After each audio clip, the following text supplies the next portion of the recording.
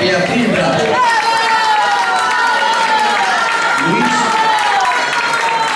Luís comenzou a traballar no ano 1973 na oficina do Grove.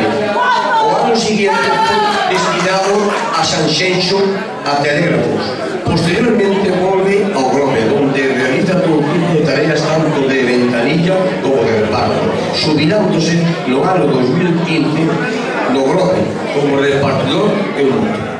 A anécdota que máis lle impactou foi estando de repartidor de telégrafos de Sanxenxo.